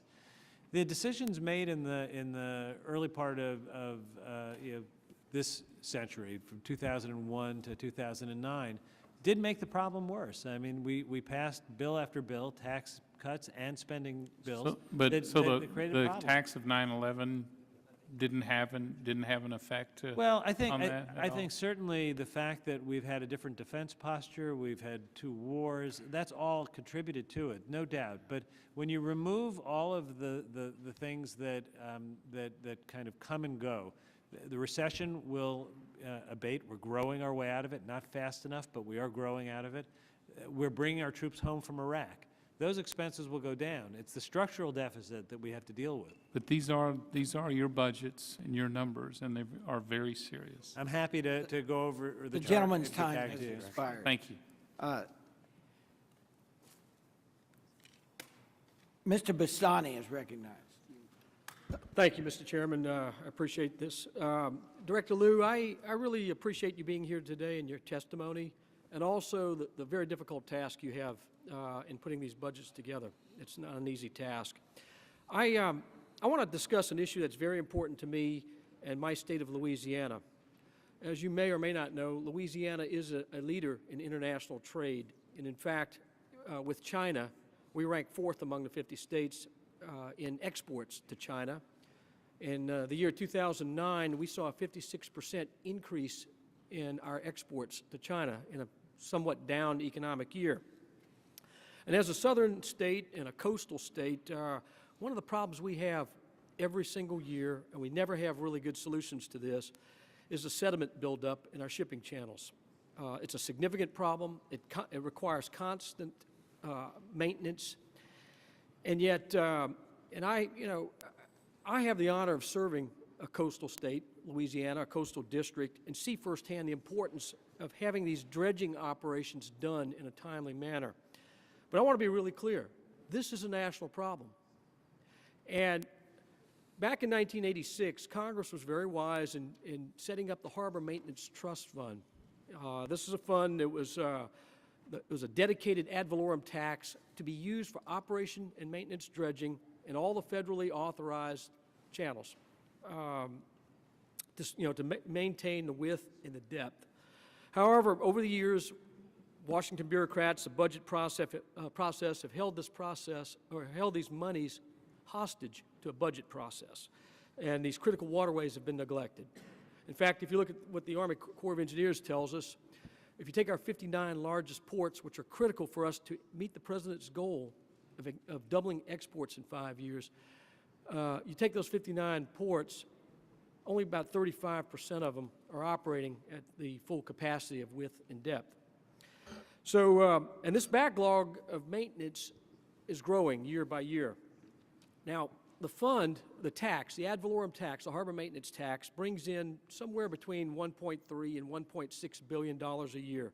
In fact, in fiscal year 10, it was $1.3 billion, but only half of those funds are currently being used by the Army Corps of Engineers for maintenance dredging. The President's fiscal 12 budget proposes only $758 million to be distributed from the Harbor Maintenance Trust Fund for operation and maintenance purposes. Now, what is the impact of this? Vessels and companies that are shipping lose millions of dollars each year as they're forced to light load vessels for shipping. They're forced to operate under reduced shipping schedules when high tide is in to make up for the silt that's built up. And these are extra costs to American companies that are trying to compete globally. So if we're going to try to really meet the President's goal of doubling exports over the next 5 years, how do you justify spending only half the fees? These are dedicated fees that were supposed to be used for dredging. Half the fees collected each year, leaving a $5.6 billion surplus in this fund when our nation's exporting channels are becoming less competitive. Congressman, in the Army Corps program, we've made difficult decisions, difficult trade-offs. In general, funding levels are not as high as they would be if we weren't on a path where we're trying very hard. But this is a dedicated tax that's supposed to be used. It's paid by these shippers, or by this maritime industry, and it's dedicated in law for operation and maintenance dredging. And so why is only half of it being used? Is this a budget gimmick? Well, I think if you look at the Army Corps program overall, the way the decisions have been made in the Corps budget are to look for the highest value projects and to put funding behind the highest. But I've talked with the Corps, and they consistently say they need access to that money, and they could actually take care of all these authorized projects to meet the maximum efficiency so that we meet the President's goal and still have some left to put into the fund. This is not an efficient use of funds. I understand that there are a lot of projects that might well be worthy projects. These are all worthy So projects the- identified by the Corps that they are underfunding because they can't get access to these funds. It would as a nonetheless, result of it would OMB. nonetheless be additional spending if. No, if it's we not. If we were to do the project. No, it's not, it doesn't add to the deficit, because this is money that is already coming in, dedicated for these projects, otherwise it goes into a surplus fund. When we draw. CBO scores this as adding nothing to the deficit. I'll go back and check. In general, when we draw funds down from a trust fund, changes in trust funds are scored. We're not talking about drawing down from Yeah. the trust fund. We're just talking about using the incoming annual money. The fund is continuing to grow. So let me get back to you on that. Could you get back to me in writing on that? Thank you. I will. Thank you. Thank you very much. Ms. Berkeley is recognized. Thank you for being here. I appreciate it. And let me share with you my tale of woe before I ask you a few questions. You know my district and my state probably almost as well as I do. You know I've got the highest unemployment rate in the nation. It's officially close to 15%, but it's probably more realistically near 20. I've got the highest unemployment rate. UNLV, one of our leading institutions of higher learning, my alma mater, is threatening to declare bankruptcy because the state of Nevada is broke, and they're trying to fill a $3 billion hole in a $6 billion budget. Very difficult to do. I've got 600,000 Nevadans that have no health insurance. It doesn't mean they don't get sick. It means they go to the hospital, and our tax dollars are paying for their health care because they have no insurance. It's no accident and no mistake that every one of the hospitals in southern Nevada is operating in the red, and that's because they are absorbing the costs of these uninsured Nevadans. We're fighting 2 wars in this country. We've been doing that for a number of years. We have huge homeland security needs. Our veterans are coming back, and they're coming back with significant problems, if not physical, certainly emotional. Our healthcare system is broken, and until we made some reforms last year, I would say it was not going to exist in in that current form. The SGR, and people have complained that we are losing doctors. Well, my husband is a doctor. My daughter is a doctor. We do health care. My income is dependent on health care. So this is important to me. Maybe the reason we're losing doctors is because we don't have a permanent fix for the SGR. And any doctor who has to have a 30-day extension and a 60-day extension and a 6-month extension is going to throw up their hands and retire, because they've had enough, and nobody can run a business or a home the way we're asking doctors to conduct their practices. So having said all of that, the number one problem in my district is the economy. When the rest of the economy recovers, Las Vegas will recover, because we tend to be a one-industry town. I need to know in your budget, and I have specific questions, what does the president's budget do to help get this economy moving and to create jobs? And let me hit a few areas that I think are important. Nevada, particularly Las Vegas, has long-standing transportation challenges. I believe that improving and diversifying the Las Vegas and Nevada economy requires significant investments in our transportation infrastructure. What investments do you propose in this area, and how will they affect communities like mine? What return do you expect on that investment? Congressman, I can't relate it exactly to Nevada, but in general, the budget proposes a major expansion in the surface transportation program to take the historic levels up by, I think, almost $50 billion a year, a total of $558 billion of investment. Do you think we can continue to be a superpower if we have a crumbling infrastructure in our own country? No, we need to work on our infrastructure, and it's not just our roads and bridges and tunnels. We need to work on the infrastructure for the economy of the future, as well as for the more traditional infrastructure. That's one of the reasons that the broadband initiative is in our budget, paid for by fees that will be generated from selling spectrum. And it's in a sense, the key to communities that are now locked out of the modern economy, being connected to the modern economy. I couldn't agree with you more, and I think not only does it prepare this nation for the future, but it also provides good-paying jobs. Let me get to renewable energy, because this is a very important issue for the state of Nevada. It's an economic sector that has long-term growth potential throughout Nevada, and it's a job creator for my constituents. How does your budget advance this sector? Our budget invests in renewable technology in a number of ways. One, it encourages the expansion of the use of electric vehicles, both in terms of the development and in the commercialization, and we have tax proposals that would help with that. It invests in building standards, helping to increase our conservation using modern technology and materials. And we invest in development of renewable and solar and renewable technologies so that we don't have to be as reliant on fossil and imported fuels. I could listen to you forever, but I have one more question, and my seniors would be very upset if I didn't ask it. The backlog of Social Security disability claims is huge, particularly huge in my district. Will the funding increase for the Social Security Administration help with the backlog, and with the proposals of the cuts in the CR, how will that affect the backlog? Well, obviously, our budget in general very much supports the idea we need to reduce spending and find savings. We did not think it was necessary to reduce Social Security Administration. We have provided funds to try to work down the backlog and are concerned about the impact that reductions would have. All right, thank you. Mr. Heller is recognized. Thank you, Mr. Chairman, and Director Liu, thanks for being here. Appreciate you spending some time with us. I think you just said you can't relate to Nevada. I'm going to try again. I'm from Nevada. She's from Nevada. I don't disagree with anything. No, I can relate to Nevada. I couldn't connect the policy directly to Nevada. I don't have state-by-state numbers. All right. I don't disagree with anything that my colleague from Las Vegas said, and I want to, I guess a squeaky wheel gets the grease, because I want to run through some numbers again. They're very similar to what she said.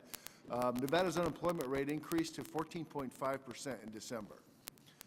Las Vegas unemployment rate jumped to 14.9%, which marked a new all-time high. The unemployment rate in the Reno-Sparks area north of that increased to 13.8%, another new all-time high for the area. And then the Carson City unemployment rate, which is the capital, reached a new high as well, surging to 13.1% in November to 14% in December. At 14.5% for the statewide, that's a total of 193,500 Nevadans that are out of work. I was looking at some of the Bureau of Labor statistics on the amount of jobs we've created in Washington, D.C. at the same time, and it's debatable. One will show we've created, since Obama came into office, 58,000 new bureaucratic jobs. Another statistic says it's closer to 141,000 new jobs we've created, and debatable. I think just yesterday, Speaker Boehner said we created 200,000 new federal jobs since Obama has been in office. I'd hate to think that for every job we lose in Nevada, we create a new bureaucratic job here in Washington, D.C. Recently, the average duration of unemployment in Nevada climbed to above 35 weeks, or about 8 months. From 1997 to 2007, in that 10-year span, the construction industry added 40,000 jobs in Las Vegas, 9,000 in Reno and Sparks. In the years since, the construction industry in both areas has seen massive declines. In Las Vegas, construction employment is down 55,000 from 2007 to 2010. In the Reno area, there are 12,000 fewer construction jobs now than in 2007. Combined, the two areas have lost 19,000 more constructive jobs in the last 3 years than were gained in the previous 10 years. So in promoting the stimulus plan, I guess this is my question. The President's economists presented a very clear forecast that they would expect in terms of job creation if the stimulus passed. And I'm asking you, has the stimulus been a success in Nevada in your view? Congressman, I think the stimulus has been a success nationwide. Obviously, it hasn't worked well enough in Nevada, or we wouldn't be seeing unemployment rates as high as they are, and I think we agree that those are unacceptably high unemployment rates. But nationwide, we have several million more jobs because of the stimulus, and with that, we have an unemployment rate that's still 9% or higher, and we need to work on getting it down. So I don't think we have a fundamental disagreement. There's more work to do, but we believe very strongly that the economy has grown several percentage points more, and several million fewer people are unemployed. I would just want to respond to one thing that you mentioned about the growth of the federal workforce, and it kind of relates to something we were talking about a few minutes ago. Some of that growth in employment is related to the veterans issues we were discussing. 11,000 of those new positions are in the Department of Veterans Affairs.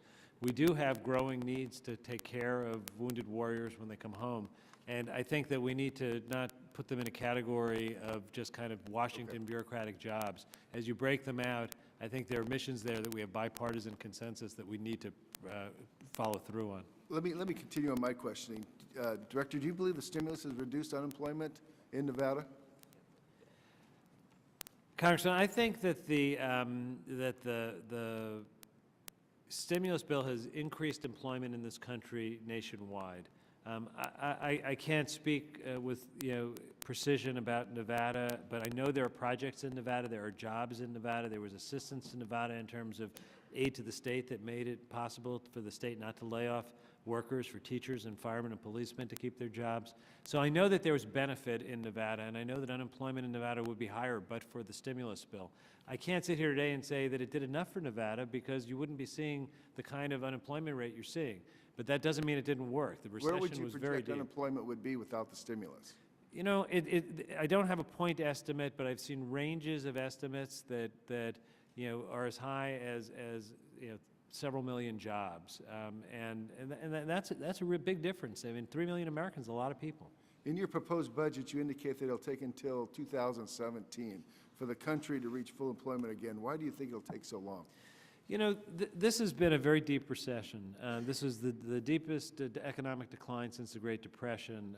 We are confident that we're in a recovery. We're confident that we're growing back to the point where we could have full employment in sight. But the history of financially led recessions is that the recovery period is longer and slower. It's not something we're happy about. That's the economic history. One of the reasons we fought so hard for the Recovery Act, and why it was so important that we worked together on a bipartisan basis with the chairman and others to have the tax bill in December, was that our economy desperately needed that extra boost not to have us slip back into recession.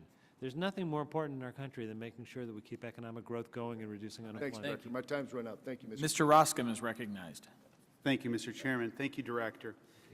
You had a tough day yesterday in terms of the administrative rollout. I'm sure I'm not telling you anything you don't know, but there seemed to be near unanimity on the editorial pages. The USA Today said he whiffed. Investment Business Daily said that the budget was gutless, far worse than merely bad. New York Times, which is usually pretty friendly to the administration, said what Mr. Obama's budget is most definitely not is a blueprint for dealing with the real long-term problems that feed the budget deficit. The Post said the larger problem with the budget is the administration's refusal to confront the hard choices that Mr. Obama is so fond of saying must be faced. You mentioned earlier in your opening remarks that there are difficult choices that need to be faced, Director. Let me ask you this. In the deficit projection that the administration rolled out in its first year, for 2012, the projected deficit was $581 billion. Now, for 2012, that number is $1.1 trillion. How did the administration get it so wrong so quickly? Well, there's been a lot of policy made in the period, some of which we made together. When we worked together on a bipartisan basis to have a tax bill last year, we knew it was going to have a substantial impact, and it's the right thing to have done. We needed to not have a tax increase this January. We needed to have tax provisions like the refundable tax credits extended. We needed to extend unemployment compensation. But those were things that were not contemplated by the administration in year one? You know, I don't think there was anyone who thought at the beginning of the administration who knew with certainty where the bottom of the recession was. We were in a free fall. and we knew that we had to take very substantial action to stop it. Well, you're So arguing, we though, if succeeded you in were, stopping it. Director, Yeah. if you're arguing that you were in a free fall at that time, you would have contemplated the worst possible scenario, and you would have further contemplated the highest deficit figure. And that figure that you published then was 581. Now, how is it that things have gotten better in the country by your own testimony, and you're projecting a higher deficit figure? There are a number of policy decisions. As I've said, because the recession was deeper than projected, there was a greater shrinkage in the economy, a greater loss of revenue. There are real consequences to having the economy decline. Do you think And the we're new seeing the health care law, for consequences of it. example, had No, anything to do with boosting the deficit figure? I think that as CBO reported, both when it scored the bill and its most recent report, the health care bill reduces the deficit in both the first 10 years and in the second 10 years. So in terms of a collapsing amount of time that we have together, so far you've argued that it's the extension, making permanent, or just extending out for 2 years the 01 and 03 tax cuts. That's the thing. No, that I also said it was the number and got it off to the point where you were off. I mean, you weren't, but somebody was off by almost 100%. I mean, that's not even in strike zone. I think that the degrees of variance from projections are always greatest when you're in extreme economic times. You know, when I was at OMB the last time. I understand that, but if the extremity is diminishing, why is the amount of deficit increasing? We're now in a recovery period after a recession that was deeper than it was projected to be. That means the total size of the economy is smaller than it would have been had we not had as deep a recession as we had. I think that it's means there's that a loss sort of of- revenue, and it means there was need to take more action than was contemplated originally.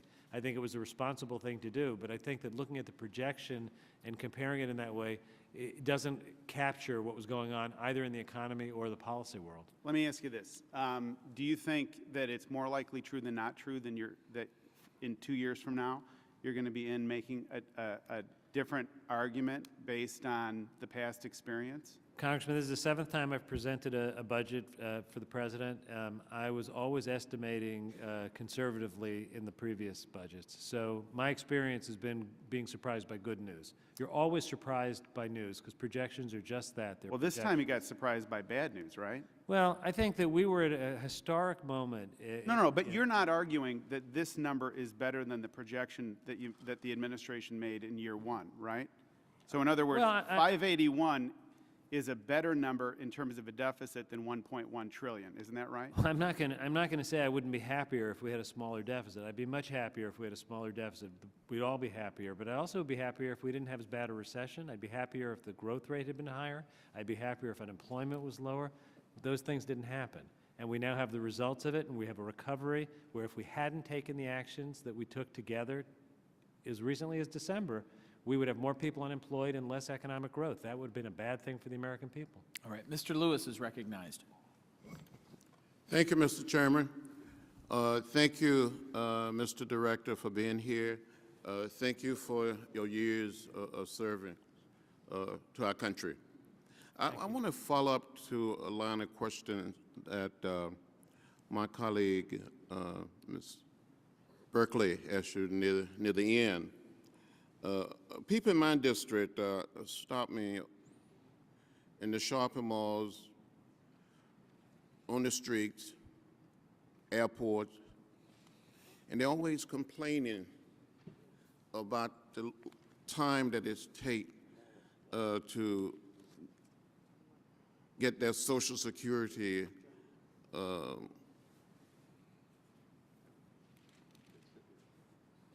cases because there's such a heavy backlog. Now, it is my understanding that with these legitimate complaints, Mr. Director, the Republican proposed a budget, continued budget resolution, give me unbelievable and great concern. It is my understanding that the cuts House Republicans have proposed to the Social Security Administration will require a month-long furlough. That would mean that in the Atlanta region, that the delay would be much longer in other regions around our country. Do you agree? Congressman, I know that there are reductions in the Social Security Administration in the pending continuing resolution. I've asked our staff to analyze them. Clearly, if there are reductions in staff and there are fewer staff, it presents concerns. We in our budget proposed to maintain or increase funding in this area because we believe it's important to maintain the quality of service and avoiding backlogs. There are going to be trade-offs as we work together to reduce spending and choices that have to be made. This was not a choice that we thought had to be made. What does this mean to the average person that have been waiting in some cases for more than a year or 2 years? And there are even some cases where people have filed claims and they pass on, they die. They just pass on, and they never get their claim addressed. You know, I think we have a deep obligation in programs like Social Security, but really in all of the ways that we provide service to the American people to meet their needs, to meet it efficiently, promptly. And if we have long backlogs, we have an obligation to try to reduce that. And if it's not just backlogs, if people have to take hours to be on the phone waiting for someone to take their call or days before they can get an appointment, we need to do better than that. You know, I feel a little bit like I'm looking back in time, but when I was at OMB the last time, we worked really hard to reduce the waiting periods and the backlogs, and it actually affected the way the American people felt about their government, because it's important that when people apply to the Social Security Administration, they get good service. So this is a very important area. I think that we will have to work together, and we're at the beginning of the process in this continuing resolution. I certainly hope that in the end there isn't a need for those kinds of reductions. Maybe if I was out, someone raised a question. The President in his State of the Union address made it clear that we need to invest in jobs and job creation. Can you tell me what is this budget doing to create, like, not tomorrow, Right. Looking down the road. down the road, jobs and job creation? Congressman. In my district, for some time in the city of Atlanta, unemployment has been more than 10%. And in some part of the city, it is 15 and more. Congressman, as we look down the road beyond the recovery, we see it as being critically important that we invest in the things that will drive economic growth and job creation for the future, which is why the President puts such a heavy emphasis on education, innovation, and building the infrastructure. Those are the ingredients that a strong, growing economy need. When you talk to employers, they are very concerned that they need to have access to a workforce that has the skills they need. When the President announced his budget in Baltimore the other day, it was pretty exciting to look out at a group of hundreds of young people in middle school who are excited about learning science, engineering, technology, math. That's what we need to be doing in the economy, and those are the kinds of investments we make. All right. Well, thank you very much. Thank you very Mr. much. Chairman. Mr. Buchanan is recognized. Thank you, Chairman Camp. Director Liu, thanks for being here today. I came here in 2007, you know, a small class, a lot of Democrats, but everybody has a different motivation why they run for office. And I was, before that, as I mentioned maybe earlier, 30 years in business.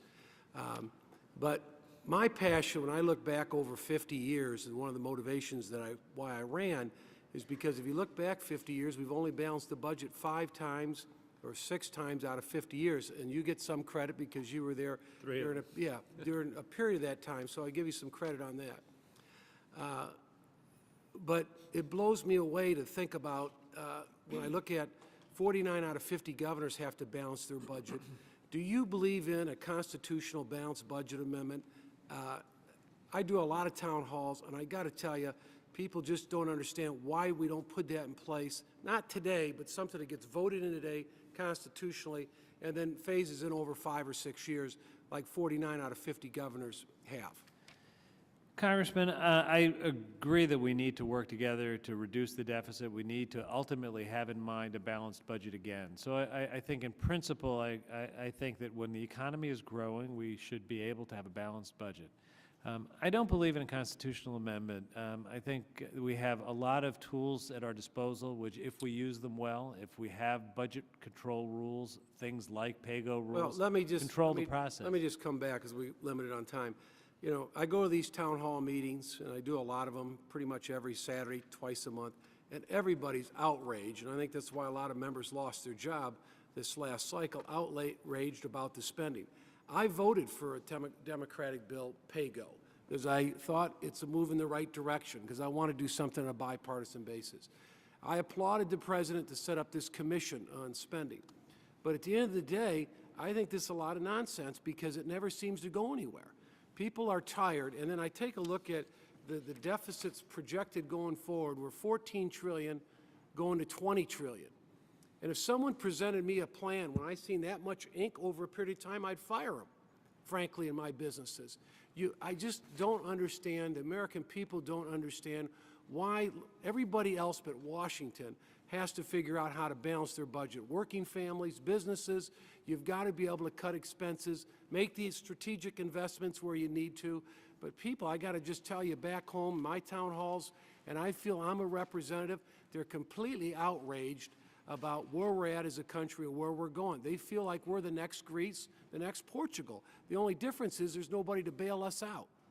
I mean, does it we're at 14 trillion going to 20 trillion. If you look at a normal cost of money at 4 or 5%, you're looking at $1 trillion in interest a year in the next 4, 5, 6 years. That's where we're headed before you pay out $1 to Medicare or $1 to Social Security. Doesn't that alarm you? No, the deficits that we're looking at do alarm me, and I think we have to remember how we got here. We got here. But we're projecting going forward these massive.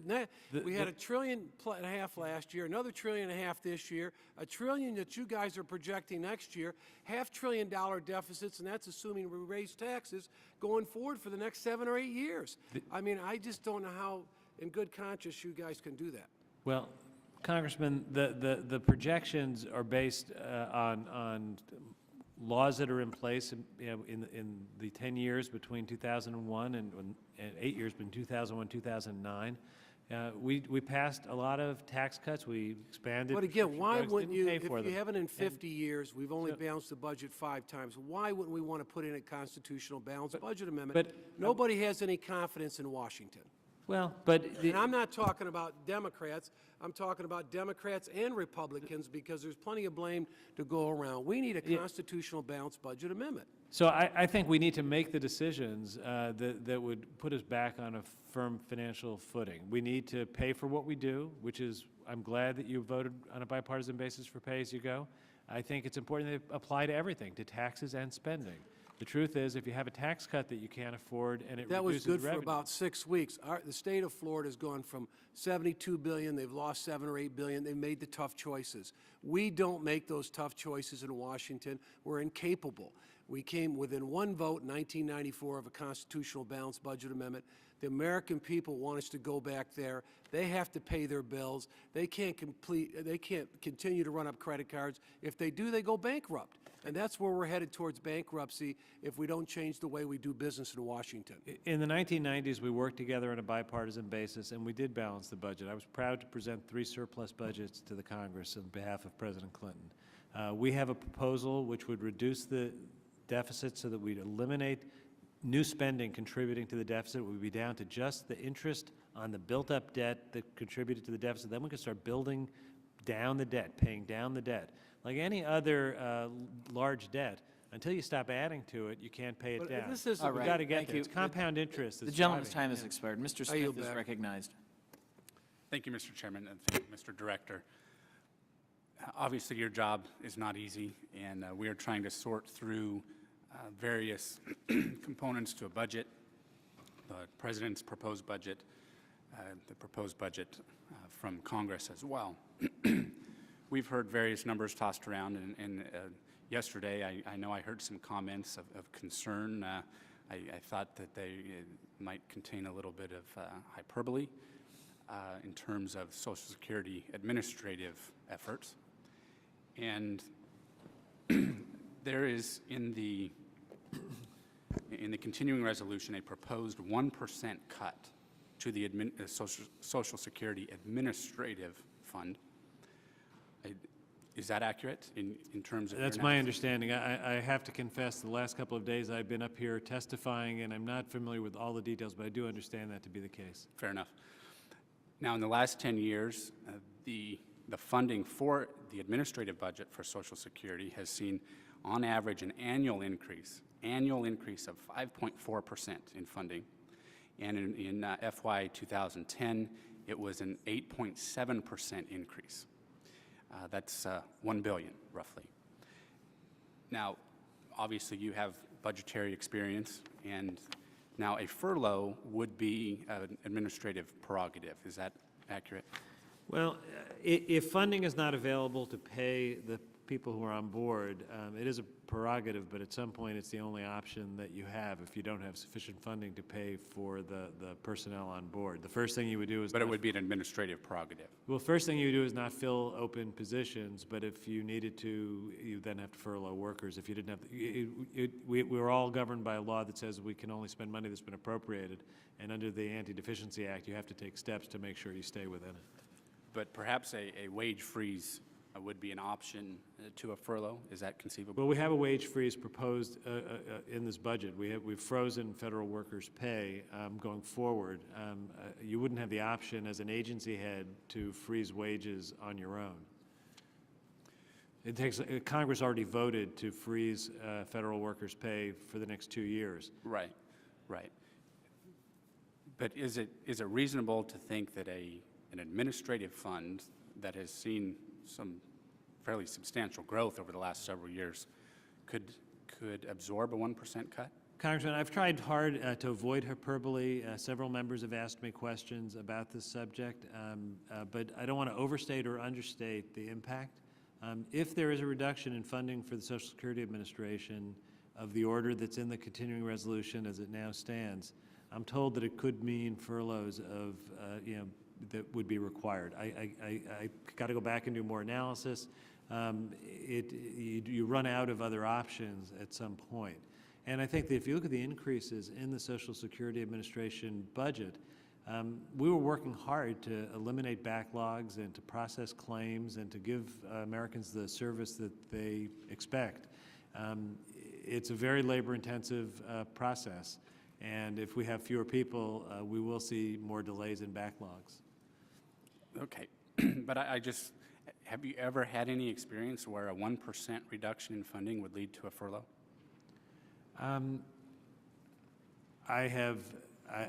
I cannot tell you from my own personal experience, but I have asked my staff who's familiar with the Social Security Administration budget, and they say that they think a reduction on the order of what is in the current bill would be very difficult in the remainder of the year that's left to meet without there being some furlough. I don't want to overstate it. Obviously, you would do everything you could to avoid a furlough, but when you run out of other options, that is one of the tools an administrator has. What are some things that one could approach or consider to avoid a furlough? Well, obviously, not filling open positions would come first, but that's not without cost. If you need to fill a position to process, there's still delays in service. It's a little bit easier in terms of your management of your workforce, but it doesn't help the ultimate beneficiaries because you're still short of staff. There are various things you can do that are relatively small in an agency like, there's not a lot of travel for most Social Security Administration workers. They go to their offices and they work there. So you have people who are interfacing with the public on a day-to-day basis, and that's what the staff there does. So the money goes to pay the staff for the most part, which is why I think the reduction would have that effect. In other agencies where there's a different mix of things you're doing, things you're buying, it might have a different impact. All right. Thank you. Thank you, Mr. Chairman. Mr. McDermott is recognized. Good afternoon, Mr. Liu. Mr. McDermott. Didn't think I'd ever see you back here. I didn't think you'd ever see me back here either. After you presided over creating a magnificent surplus and went away and watched for 8 years the economic binge as it was squandered with tax cuts and war, I'm surprised you're willing to come back and sweep up after the parade as the elephants have left. And I really as I look at this budget, you have put a budget up here with the president, which does yeoman's work in a very difficult circumstance. In a time when you have to make cuts, you have to make some trade-offs, and you have to decide how tight you're going to make it, how much of the deficit you're going to try and make up immediately without stalling out the economic growth that is appearing to go on in this country. And it's the Republicans, watching what's going on the floor is kind of terrifying to realize that it's all being balanced on the backs of the poor and the small, the old and the young, and they cut 200,000 kids out of Head Start, and they're wiping out stuff all over the place. Veterans, throwing 10,000 veterans out of housing programs. And when you look at that, you have to ask yourself, if that's the priorities that the Republican plan is going to have, I can see how the president would be struggling, and you'd be struggling, with what to put up here. And I'd like to hear you talk about the trade-offs that you had to think about, because you made some cuts that I don't particularly like, but I'd like to hear the discussion that went on in the White House. Congressman, we made some cuts that none of us like either. I think we're well beyond the point of being able to just take things where it's either waste or duplicative. The proposals in our budget that reduce funding for programs like the Low-Income Home Energy Assistance Program, the Community Development Block Grant Program, even some of the things that don't affect people, the water and sewer grant programs and the airport grant programs. These are all things which in other times we'd be supporting increases, not decreases in. But we face a very, very dangerous economic future if we don't get our economic house in order. We need to cut spending, and we are showing a way to cut spending in a balanced way as part of a plan, which overall would reduce the deficit so that we are left with just the burden of paying down the debt as opposed to adding to it. You know, I think that there are a lot of different ways to get there. Clearly, our plan has in it some things that will not be acceptable to everyone. You know, we do rely on some net new revenues. You know, we have about $350 billion of net new revenues. We don't extend the income tax rates that give benefits to the people in the highest tax bracket. We let them go back to where they would have been. And you know, there are a number of things in this budget that are hard choices. I think that the challenge we're going to have is to figure out how we can work on a bipartisan basis. We put a plan out there. There will now be a process where other plans are put out there. We're going to have to find a way to work together. What we can't do is just kick the can down the road and not deal with it. Have you looked enough at the proposal? I personally think we're going to be on a continuing resolution for the rest of this year. I don't think that what's going on out on the floor is ever going to get through the Senate. And when the Senate sends back something reasonable, I can't imagine that the majority in the House is going to ever get together on it. So we're either headed for a continuing resolution from now till September, or we're headed for a shutdown of the government. I'd like you to talk about what the consequences of a shutdown are, because a lot of people weren't around here in 1994 when it happened, or 1995. I'd like to... I never thought that my experience managing the OMB during the 1995 shutdown would be relevant again. I hope it never is. It's not the right thing to do. I don't think that that's what the leadership in Congress wants. It's not what we want, and I hope we can work together to avoid that. But if they are unreasonable in the amount of cutting, will you go? Do you have any bottom line where you will not cut anymore? Look, the president, you know, has made clear that there are things that there's a right way to do it. We propose, you know, we have our budget out there.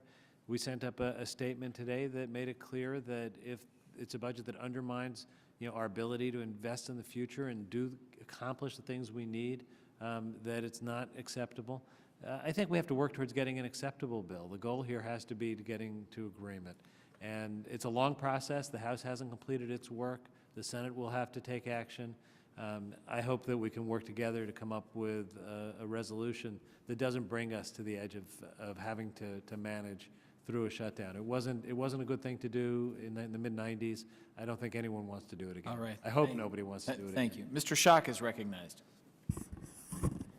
Thank you, Mr. Chairman. A couple questions. Last year, I served on the Transportation Infrastructure Committee, and I was very excited to see that the highway bill remains a priority of the President, and I was interested to see it in the President's budget.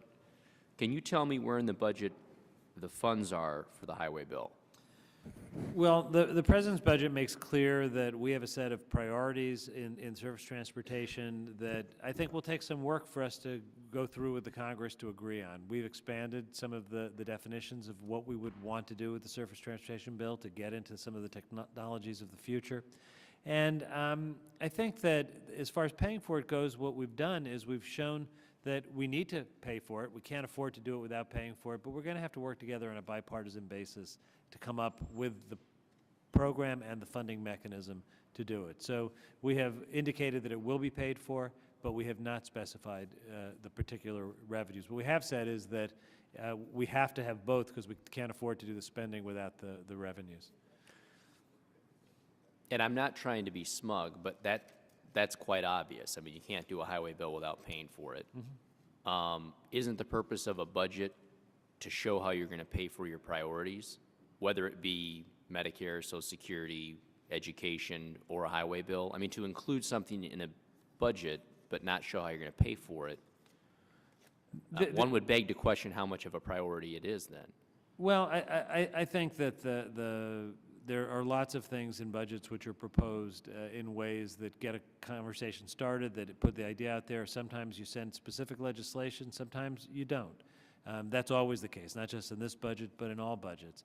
I think particularly in the case of a highway bill, of a surface transportation bill, where there is a substantial conversation to be had of what the goals are. What are we trying to accomplish? We first have to agree on the size of it, the scope of it, the duration of it, and work together on the revenue package that's appropriate to pay for it. I think the principle that we can't do it unless we pay for it is something that's very important, because if we can agree on the fact that we need to invest in infrastructure, then we'll work together on the mechanism to pay for it. Is the President planning to offer the first proposal, or is he waiting for the House Transportation Committee to do that? The administration's working on a package that would reflect the priorities of what a surface transportation program would fund. Do you know when they're planning to come out with that? I have to check on the date. I'm not sure of the date. I mean, in the next 2 months, 6 months, the next year? I think on the sooner side rather than the longer side. I don't know if it's weeks or months. I can get back to you with the date. Okay. I'm interested in your GDP calculations in your budget. In 2013, in particular, you have calculated a robust GDP in 2013. That's an interesting year because it's also the year where the current tax rates that we're enjoying today are set to expire, and the budget, my knowledge, estimates that they do expire. They're not continued at the current rate. 2013 is also the year in which the Obama health care bill's capital gains taxes and the higher payroll taxes go into effect. Those don't seem to be conducive to strong GDP. I mean, is that, I'm just curious how 2013, how you're predicting such strong growth. The projections for GDP growth flow from our view of how we're going to recover from what has been a very deep and historic recession. So it's not a normal period of time. It's a period of time where we've looked to the recovery from other financially led recessions. We frankly have said this is deeper, so it's going to take longer, so our growth path out of it is a bit slower. In the first year, we're a little more pessimistic than some. We get a little more optimistic actually beyond 13, where our view is that we will get back to where the economy would have been but for the recession. There are other forecasters who say we've had a permanent loss of economic capacity. We don't believe that. But our assumptions are related to the historical analysis of recoveries from financial recessions. In terms of the tax rates, particularly at the high end, I would just note that the tax rates that would be in effect when we see the expiration of the lower rates for the top bracket, would put us in the same place where we were when we had a period of unprecedented long economic growth in the 1990s. So they're tax rates that we know to be consistent with economic growth. Thank you. All right, thank you. Ms. Jenkins is recognized. Thank you, Mr. Chair. Thank you, Mr. Director, for being here. Earlier today, Secretary Sebelius acknowledged that the CLASS program created in the healthcare law has several fiscal problems that need to be fixed. Some ideas to combat those problems include indexing premiums to inflation so that they would rise along with benefits, and closing a loophole that allows participants to drop out and re-enroll without penalty.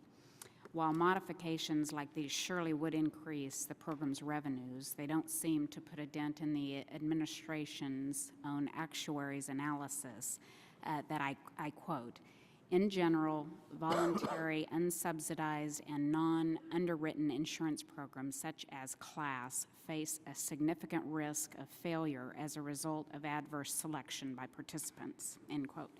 The actuaries continued to explain that severe adverse selection leads to an insurance death spiral, and there is a very serious risk that the CLASS program is unsustainable.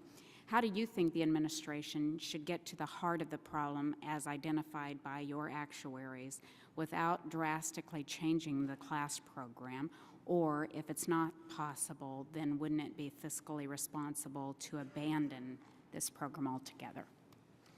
Congresswoman, I haven't had a chance to see Secretary Sebelius' testimony this morning, but I have spoken with her on a number of occasions about the CLASS program, and I know that she, both in terms of bringing the best actuaries to work on the program and in terms of looking at specific options, some of which you reviewed, is looking at what we can do administratively to make sure that as we implement the CLASS program, we do it so that it can be a success and that it can be a program that's fiscally responsible.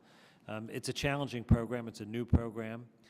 We're very early in the implementation of it, but I think that the bearing that the department has taken on it, and the Secretary in particular has taken, underscores her very deep belief that we have to look at it very carefully, take the steps that we can take to contain the kinds of risks that would potentially be a problem, and use the administrative discretion we have to do that.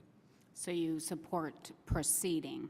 I think she's proceeding, the department is proceeding in a responsible way to use its administrative flexibility to mitigate some of the concerns that you've raised. Okay, over the last, or I guess the first 10 years, the CLASS program would take in approximately $70 billion in premiums, but instead of setting aside money to pay for future benefits, the bill spends the premiums on new subsidies. Can you just explain how the CLASS program will pay out benefits to its qualifying participants when these premium payments have already been obligated to pay for the health entitlements in the new law? And would you consider that double counting? Well, I believe that it's funded as all other programs of government are funded when it's in operation, and that when it was passed, it was a proposal that came out of Congress in the consideration of the health reform bill. It was scored as being paid for, and it did have savings up front. It had costs at the back end, which under the PAYGO rules do work to constitute paying for something. So I'd have to go back and I wasn't involved during the enactment of the of health reform, and I've worked in the last few weeks on the CLASS Act, but I don't want to exaggerate the depth of my experience with it. Well, based on how I explained it, would you personally consider that double counting? No, I don't think it's double counting in general. Under the PAYGO rules, we look at a 10-year window, and if you have savings in one area and spending in another area that net out to zero, it's paid for. So if you ever look at any one point in time, it may not look like you've paid for it, but over the cumulative period, you have. So I don't think it constitutes double counting to treat something that's been paid for under those kinds of rules as if it's been paid for. Okay, would you use that same kind of accounting advice on a business that's trying to account for their profits not matching the amount of years, revenues with the years of expenses? Well, I think if a business has two product lines and they need to be profitable in every year, a business can make the choice that in year one, product line A will make money and product line B will lose money because that's how you develop the business, and in year 5, it'll flip. And that's essentially what the pay-go rules do. Businesses do all kinds of things to invest in the short term so that they can make money in the long term. Now, we don't make money in the federal government, but that kind of accounting is not considered double counting if you're in a business world. I mean, I know when I was in business, there were years when you did have to take a loss on something knowing that you were building a business that was going to make money a year later.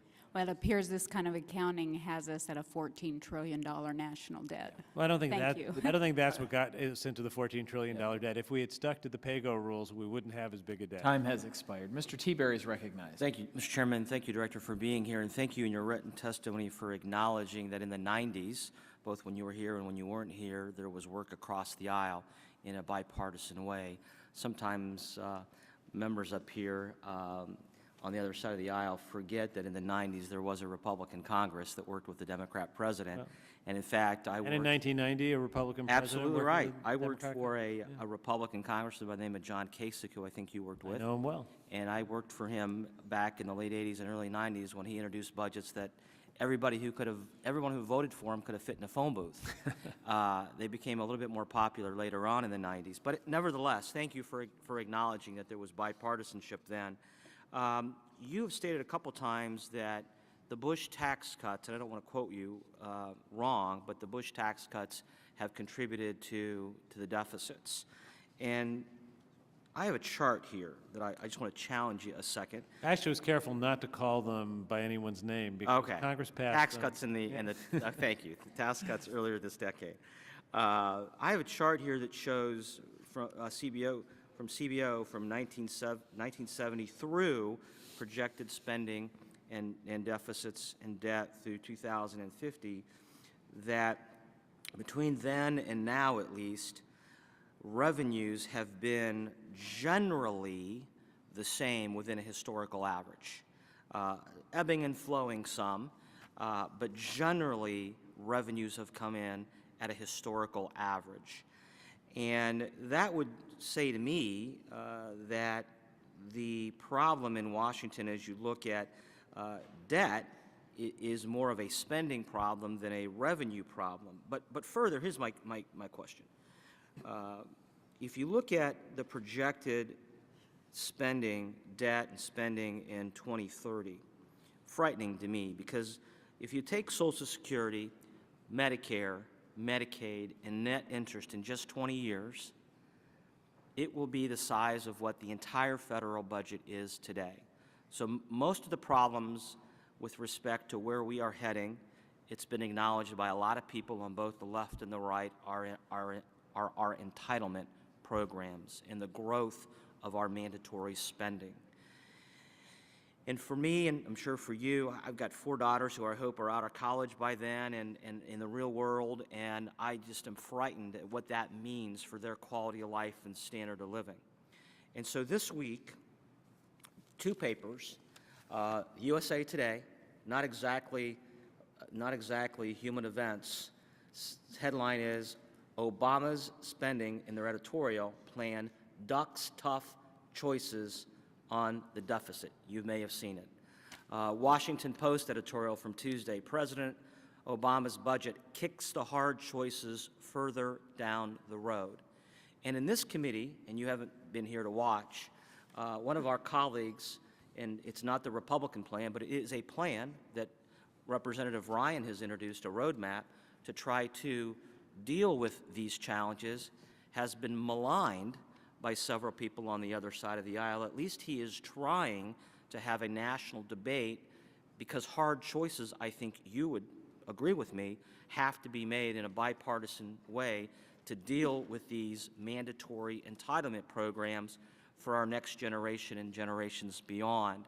And it's going to take what what President Clinton, quite frankly, did, and what Republicans who were here, both in the House and the Senate in the 90s, did to tame welfare and to come up with the first balanced budget since man walked on the moon. These challenges look to me to be even greater than the challenges in the mid-90s that were faced in a bipartisan way. And so my question after all that is, I don't believe, as someone who's been around this business for a while, that it will happen without bipartisan support. And I don't believe that we can do it, that Chairman Camp can do it, without leadership from President Obama. And I hope that your experience from where you were before leads you to be someone who tries to push for leadership at the federal level. And while this budget doesn't do it, give me some hope that we will do it soon. Well, in 20 seconds, I think that we have a budget that is a responsible, comprehensive budget that, were we to enact it, would put us in a much better place, and a place where we would stop building the debt with our current spending. So I think that we may disagree on the content of our budget, the policy in it, but the direction of it does get us where we I need know to you go have in to the say short that, but term. we don't touch entitlements, and I know I've run out of time. In terms of entitlements, I think the President's made clear that he thinks we have to continue to work together on health care costs.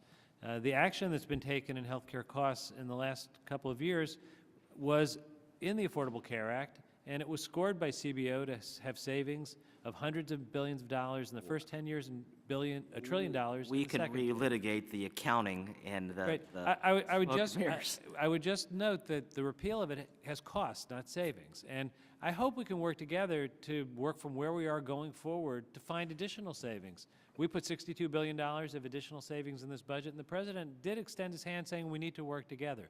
It's going to be hard, and in the 90s it was plenty hard. If I recall correctly, when now Governor Kasich put forward a proposal with Medicare savings, it was not something that reached bipartisan consensus right away. Right. In the context of a bill that did other things, that didn't reduce the deficit in a way that had bipartisan support, it was a long time before a conversation got going. When in 1997, in the context of a bipartisan commitment to work on what was then a balanced budget agreement, we could work together towards a mutually agreeable savings in health care. So I believe that it is possible to work together. My whole career I've tried to work together, and I think I've succeeded on more occasions than people even sometimes remember. In the 80s and the 90s, we did a lot of good bipartisan work. I think we can do it again. Okay, thank you. The gentleman's time has expired. I want to thank you, Director Liu, for being here today.